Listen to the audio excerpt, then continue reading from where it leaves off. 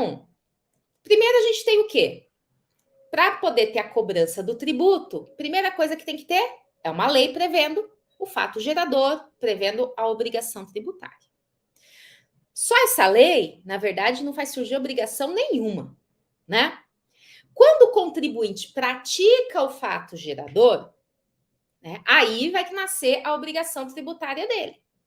Só que essa obrigação tributária, ela precisa ser delimitada, né? Então, ela praticou o fato gerador, aí você tem que pegar, alguém tem que pegar, falar assim, bom, qual é o valor da base de cálculo, né? Qual o valor da renda, qual é o valor da venda da mercadoria, qual que é a alíquota aplicável, e fazer o cálculo, né? E emitir, né, um lançamento tributário, falando assim, olha, contribuinte, né? No caso aqui, Moacir, né, você oferiu renda de 100 mil reais.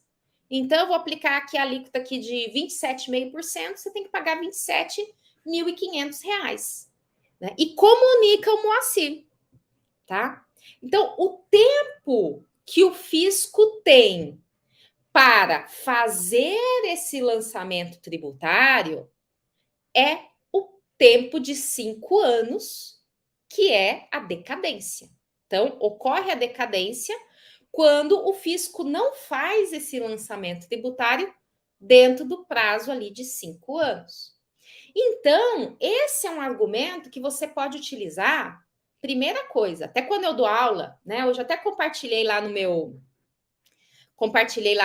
Instagram, lá no Story, que um dos alunos, né, até foi o Rogério, né, assistiu lá a nossa aula lá do curso sobre defesas em autos de infração e até postou que adorou, que falou realmente coisas que eu não sabia, etc.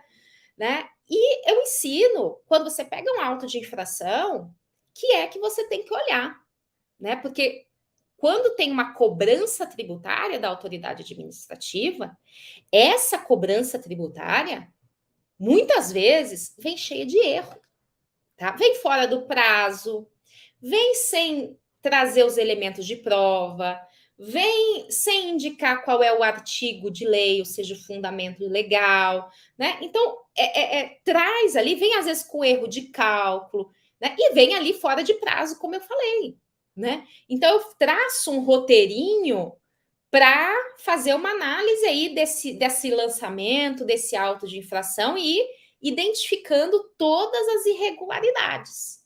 Dentre elas, decadência tributária. Tá? Então, a decadência tributária é um argumento de defesa administrativo também, né? Ou, às vezes, que é o que muitas vezes falam assim, mas o contribuinte, quando chega até mim, muitas vezes já passou o prazo para fazer a defesa administrativa, né? E aí, o que eu faço? Bom, aí você pode, né, fazer, tem algumas alternativas, mas, por exemplo, você pode entrar com uma ação anulatória. E nessa ação anulatória, alegar que houve a decadência. Se ela houve, né? Fala assim, não, ó, vi agora aqui, mas já passou o prazo para defesa, etc. Então, vamos entrar com uma ação anulatória aqui, alegando a decadência. Pode. Ou, às vezes, o contribuinte, que é aquilo que eu falei, já está na execução fiscal, né? Então, você vai lá usando as técnicas que eu vou ensinar lá no treinamento, você chega e identifica um contribuinte que tem execução fiscal. Uma das coisas que você faz, porque é o seguinte, gente, a execução fiscal, ela é instruída com uma CDA, tá? Então, o que é isso? Né? A petição inicial é simplesmente assim, vem a União mover a execução fiscal quanto o Alberto aqui dos Santos, com base na CDA anexa. É isso a petição inicial, é uma página. E aí, a CDA, que é a certidão de dívida ativa, ela só é um resumo do débito. Veja, ela é uma certidão. Então, ela não traz os detalhes. Né? Então, muitas vezes, inclusive nas nossas mentorias, né, a gente tem lá no Você Tributarista também, encontros mensais ao vivo, né, que a gente tira dúvida, os alunos fazem pergunta, etc. Né? Inclusive está a Darla aqui, nossa aluna também. Boa noite, Darla. Né? E às vezes vem essa pergunta, né?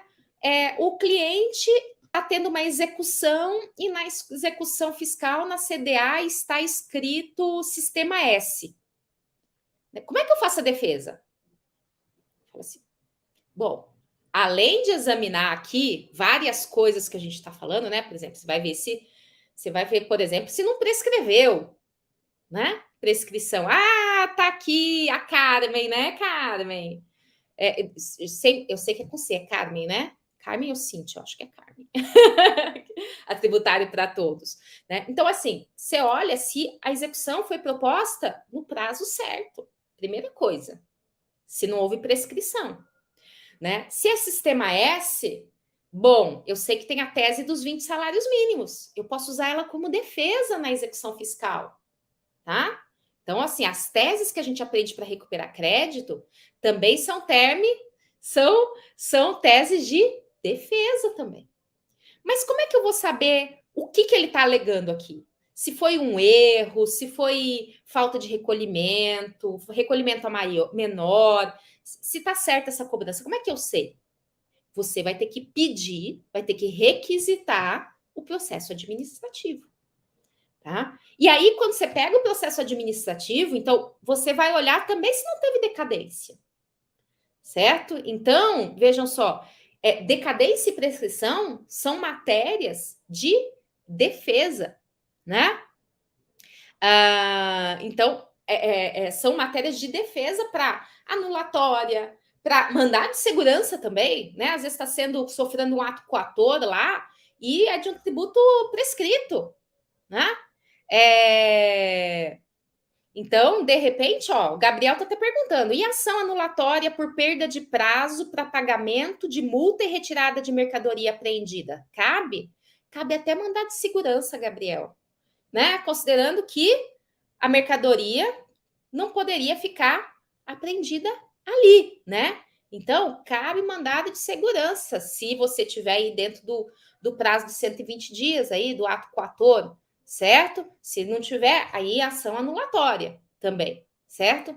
Então, e houve, né? Então, se houve decadência, prescrição na exigência, isso é algo que você alega a qualquer momento. Até mesmo, olha só outro detalhe que pouca gente sabe, e isso faz toda a diferença. Vocês sabiam que muitos contribuintes, eles têm uma cobrança, né? Tá sofrendo lá uma cobrança do fisco e eles ficam desesperados. Precisa de certidão negativa de débitos. O que eles fazem? Vão lá e fazem o parcelamento. Seja o parcelamento comum, seja um parcelamento em transação tributária, seja um refis, que é um tipo de parcelamento que traz alguns descontos, mas ele adere a um parcelamento, que é uma confissão de débito, certo? Mas se, quando ele aderiu a esse parcelamento, o débito já estava prescrito ou tinha uma decadência lá atrás, você anula esse parcelamento. Anula o débito parcelado. Então, o fato do contribuinte tem decisões, né, reiteradas do STJ, o fato do contribuinte ter confessado o débito em algum tipo de programa de parcelamento, não tem o condão de desfazer a decadência e a prescrição, né?